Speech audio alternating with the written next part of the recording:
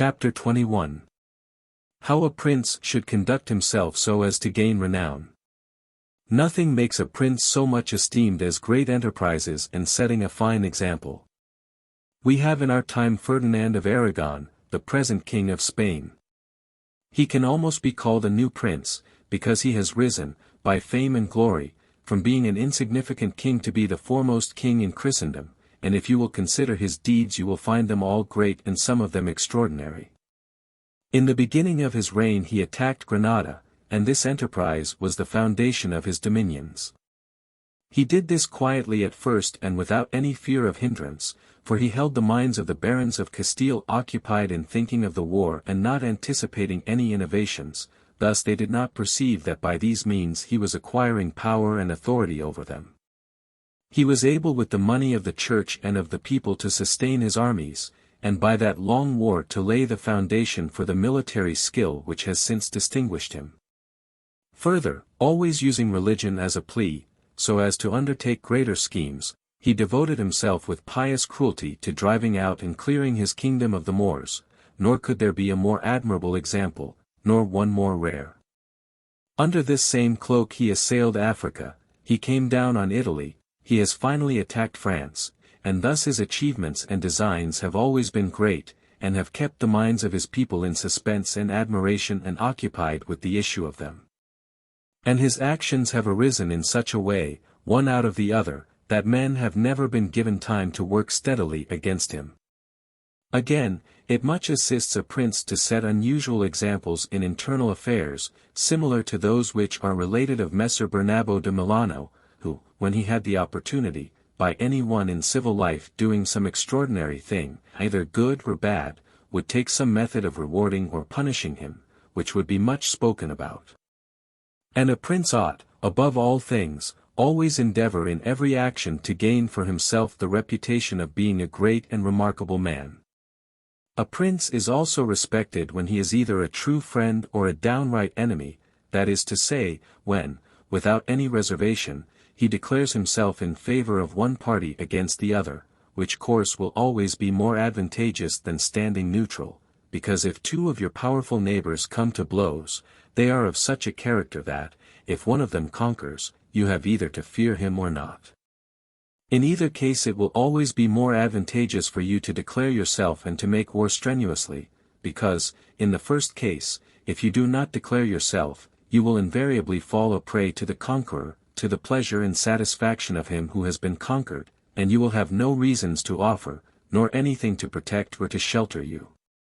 Because he who conquers does not want doubtful friends who will not aid him in the time of trial, and he who loses will not harbor you because you did not willingly, sword in hand, court his fate. Antiochus went into Greece, being sent for by the Aetolians to drive out the Romans. He sent envoys to the Achaeans, who were friends of the Romans, exhorting them to remain neutral, and on the other hand the Romans urged them to take up arms. This question came to be discussed in the council of the Achaeans, where the legate of Antiochus urged them to stand neutral. To this the Roman legate answered, as for that which has been said, that it is better and more advantageous for your state not to interfere in our war, nothing can be more erroneous, because by not interfering you will be left, without favor or consideration, the guerdon of the conqueror. Thus it will always happen that he who is not your friend will demand your neutrality, whilst he who is your friend will entreat you to declare yourself with arms. And irresolute princes, to avoid present dangers, generally follow the neutral path, and are generally ruined. But when a prince declares himself gallantly in favor of one side, if the party with whom he allies himself conquers, although the victor may be powerful and may have him at his mercy, yet he is indebted to him, and there is established a bond of amity, and men are never so shameless as to become a monument of ingratitude by oppressing you. Victories after all are never so complete that the victor must not show some regard, especially to justice. But if he with whom you ally yourself loses, you may be sheltered by him, and whilst he is able he may aid you, and you become companions on a fortune that may rise again. In the second case, when those who fight are of such a character that you have no anxiety as to who may conquer, so much the more is it greater prudence to be allied, because you assist at the destruction of one by the aid of another who, if he had been wise, would have saved him, and conquering, as it is impossible that he should not do with your assistance, he remains at your discretion. And here it is to be noted that a prince ought to take care never to make an alliance with one more powerful than himself for the purposes of attacking others, unless necessity compels him, as is said above, because if he conquers you are at his discretion, and princes ought to avoid as much as possible being at the discretion of any one. The Venetians joined with France against the Duke of Milan, and this alliance, which caused their ruin, could have been avoided.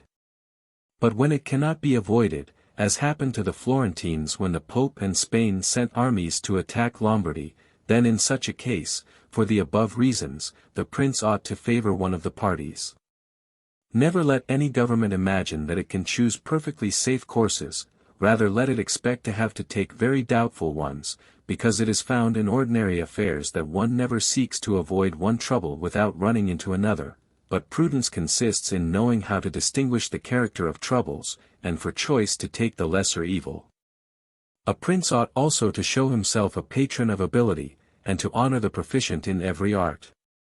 At the same time he should encourage his citizens to practice their callings peaceably, both in commerce and agriculture, and in every other following, so that the one should not be deterred from improving his possessions for fear lest they be taken away from him or another from opening up trade for fear of taxes, but the prince ought to offer rewards to whoever wishes to do these things and designs in any way to honor his city or state.